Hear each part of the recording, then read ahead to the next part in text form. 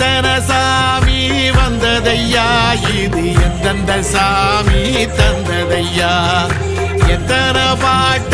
சொன்னதையா, அதை சுத்துற பூமி கண்டதையா,